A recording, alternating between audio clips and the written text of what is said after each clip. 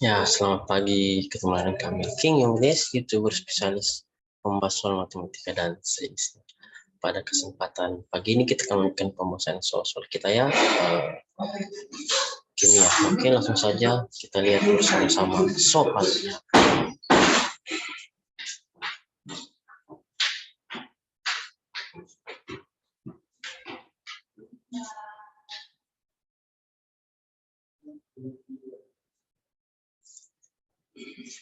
Ya, nomor 1, struktur atom, sistem periodik dan ikatan kimia. SMA Part 1, 10 nomor pembahasan soal. Sebutkan kelemahan teori atom Rutherford sehingga membawa Niels Bohr menyelidiki spektrum atom hidrogen. Lihat ya, ini dia materinya. Kelemahan teori atom Rutherford tidak dapat menjelaskan mengapa elektron tidak tertarik ke inti atom sesuai teori gelombang elektromagnetik Maxwell, serta tidak dapat menjelaskan spektrum atom hidrogen. Nah, itu jawabannya nomor 2.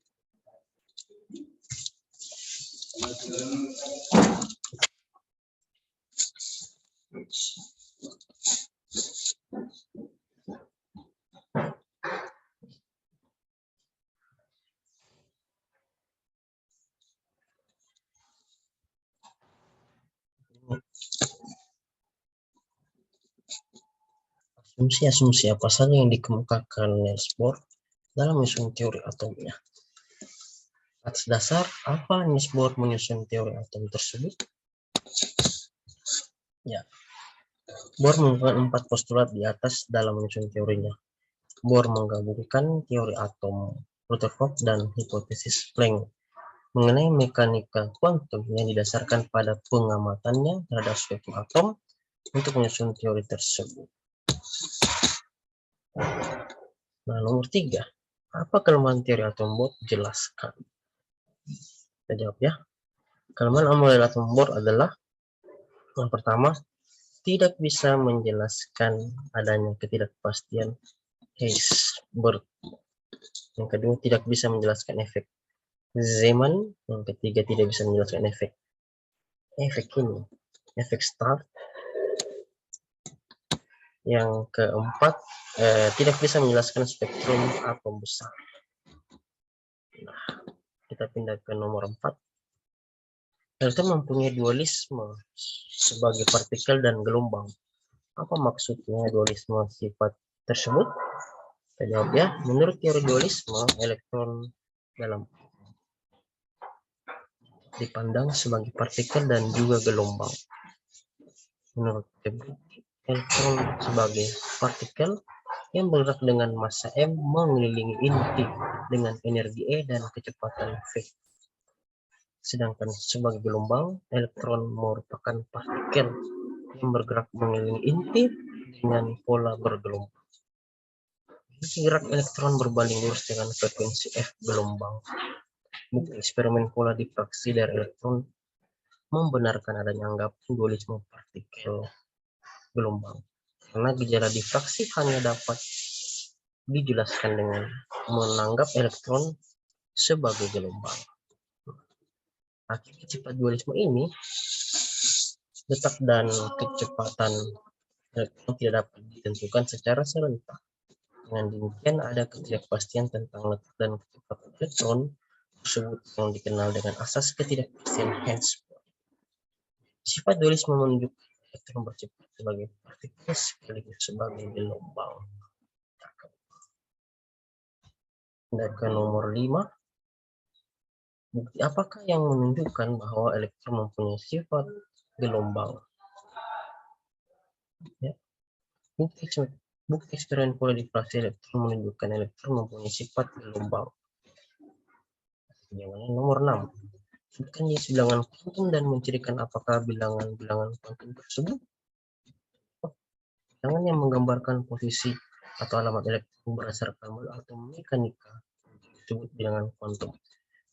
Jenis bilangan kuantum yang pertama, bilangan kuantum utama atau N, yaitu menentukan besarnya tingkat energi kulit. Satu elektron yang mencirikan ukuran orbital yang nilainya merupakan bilangan bulat N1, 2, 3 dan seterusnya. kedua, bilangan kuantum asimut L atau momentum sulit jika informasi bentuk orbital hanya ditentukan dari bilangan kuantum utama N, yaitu dari 0 sampai dengan N kurang 1. Jika bilangan kuantum magnetik atau M menentukan arah orientasi orbital dalam ruang. Nilainya bergantung pada nilai bilangan kuantum asimut, yaitu dari min L sampai dengan plus L. Yang keempat, bilangan kuantum spin atau S menyatakan arah rotasi elektron yang nilainya adalah min 1/2 jika berlawanan arah jam, serta plus 1/2 untuk arah putar jarum arah jarak jauh. Jadi bilangan kuantum terdiri dari bilangan kuantum utama yang menunjukkan kulit, asimut menunjukkan bentuk orbital, magnetik menunjukkan orientasi orbital, dan spin menunjukkan arah rotasi elektron. Nomor 7. Tentukan harga bilangan kuantum N, L, M, dan S yang mungkin dari elektron yang menempati subkulit 3P. Kita jawab ya. Posisi elektron di sekitar inti atom ditentukan dengan bilangan kuantum. Bilangan ini menunjukkan letak elektron pada kulit dan subkulit atom, orientasi orbital dalam ruang, dan juga arah rotasi elektron. Ada 4 bilangan kuantum, yaitu yang pertama bilangan kuantum utama atau N, itu menunjukkan kulit yang ditempati elektron. Yang kedua, bilangan kuantum asimut L menunjukkan orbital. Yang ketiga, bilangan kuantum magnetik M menunjukkan orientasi orbital dalam ruang sekitar inti atom. Yang keempat, bilangan kuantum spin S menunjukkan arah rotasi elektron. Ya, elektron pada 3P memiliki bilangan kuantum sebagai berikut. 1. Bilangan kuantum utama N sama 3 atau menempati kulit M, kulit ketiga. Kedua, bilangan kuantum asimut L dengan 1 karena orbital bernilai 1. Orbital S bernilai 0, P1, D2, dan F dengan 3 dan seterusnya. Ketiga, bilangan kuantum magnetik atau M mungkin nilainya adalah min 1, 0, dan plus 1. Lalu karena nilai M bergantung pada nilai L, yaitu dari min L sampai plus L. Ya. Jika bilangan kuantum magnetik M itu min 1, 0, 1 karena nilai M bergantung pada nilai L, itu dari min L sampai dengan L. Yang keempat, bilangan kuantum spin itu berkisar plus 1 dan min 1/2. Jadi, harga bilangan kuantum yang mungkin untuk elektron pada subkulit 3P adalah N dengan 3, L1, M min 1 dan 0,1, S plus 1/2 dan min 1/2. Nomor 8. Berapa jumlah elektron maksimum yang dapat menempati subkulit yang dengan harga N dengan 3 dan L dengan 2? Kita jawab. Posisi elektron di sekitar inti atom ditentukan dengan bilangan kuantum. Bilangan ini menunjukkan letak elektron pada kulit dan subkulit atom, orientasi orbital dalam ruang, dan juga arah rotasi elektron. Ada 4 bilangan kuantum, yaitu bilangan kuantum utama N, bilangan kuantum asimut L menunjukkan orbital, bilangan kuantum magnetik M menunjukkan orientasi orbital dalam ruang sekitar inti atom, bilangan kuantum spin S menunjukkan arah orbital elektron. Elektron yang menempati subkulit dengan harga N3L2 menempati kulit 3 itu kulit M, orbital D karena orbital D bernilai 2, orbital S bernilai 0, P1, D2, dan F3, dan seterusnya. Yang ketiga, nilai bilangan kuantum magnetiknya adalah min 2, min 1, 0, 1, dan 2 karena nilai M. Karena yang bergantung pada nilai L, yaitu dari min L sampai dengan L, dapat digambarkan sebagai berikutnya ini. Min 2, min 1, 0, 1, 2. Karena masing-masing orbital di atas dapat diisi maksimal 2 elektron, yaitu 1 elektron dengan arah spin plus 2 ya ke atas ya. Dan nilai min 10 itu arah panah ke bawah. Maka jumlah elektron maksimum yang dapat menempati subkulit tersebut adalah 10. Ya. 2, 2, 2, 2. 2 kali 5, 10. Mantap. Elektron maksimumnya adalah 10 ya. Kita lanjut soal nomor 9. Begitu elektron A mempunyai bilangan kuantum N3, L1, dan M1, dan elektron B mempunyai bilangan kuantum N2, L1, dan M-1. Apakah tersebut menempati orbital yang sama? Jelaskan. Bagian B. Elektron manakah yang mempunyai tingkat energi lebih tinggi? Kita jawabnya, bilangan kuantum masing-masing menunjukkan hal berikut. Bilangan kuantum utama N itu menunjukkan kuliah N di tempat elektron. Kedua bilangan kuantum azimut L menunjukkan orbital. Dan tiga bilangan kuantum anti menunjukkan orientasi orbital dalam ruang sekitar inti atom. Sehingga bagian elektron A memiliki tingkat N-3, sedangkan elektron N memiliki N-2. Sudah jelas tidak menempati orbital yang sama karena kulit yang ditempati saja sudah berbeda. Kedua, rumus energi elektron yaitu N-1. Elektron A dengan N3 berarti energi elektronnya adalah A sama 3 tambah 1 ya. Ini 3 tambah 1 jadi 4. Elektron B dengan N2 maka energi elektron B adalah 2 tambah 1 sama 3. Jadi elektron yang punya tingkat energi lebih tinggi adalah elektron A. Mantap. Nomor 10. Buat konfigurasi elektron dari atom berikut, kemudian tentukan orbital yang terisi dan elektron dan berapa elektron yang tidak berpasangan. Kita jawab. 27CO, B19K, C44RU, D56BA, E34SE. Ya, jadi saya gambarkan dalam tulisan tangan seperti ini.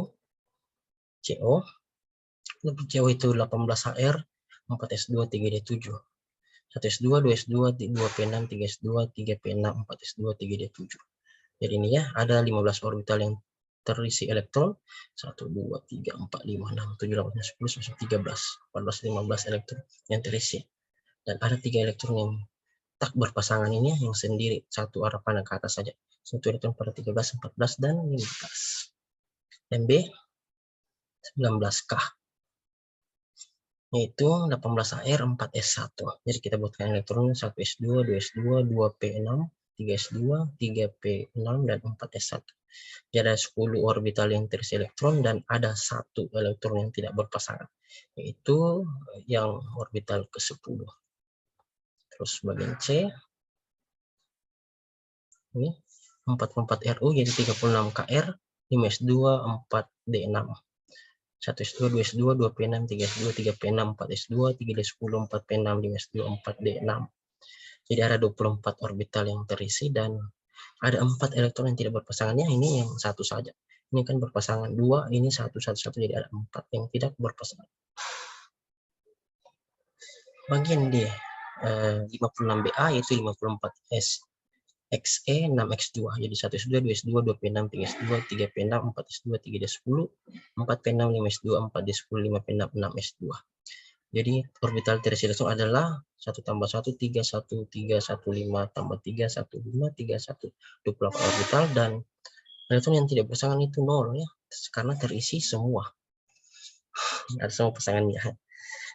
Bagian E, 34SE itu 18R, 4S2, 3D10, 4P4. 1S2, 2S2, 2P6, 3S2, 3P6, 4S2, 3D10, 4P4. Jadi 1 tambah 1 tambah 3 tambah 1 tambah 3 tambah 1 tambah 5 tambah 5 tambah 3 sama dengan 18 orbital yang terisi. Dan kalau 4P4 kan ada 2 yang berpasangan dan 2 yang tidak berpasangan. Jadi ada 2 yang orbital yang tidak berpasangan atau elektron tidak berpasangan. Mantap. Jadi terima kasih, selamat belajar, semoga bermanfaat. Salam untuk kita semua. Amin. Ya, sedemikian pembahasan kami, semoga bermanfaat dan salam untuk semua, dan sampai jumpa lagi di video-video yang berikutnya. Tekan tombol like, subscribe, post, and share, nyalakan tombol notifikasi video baru kamu upload. Amin. Sampai jumpa lagi.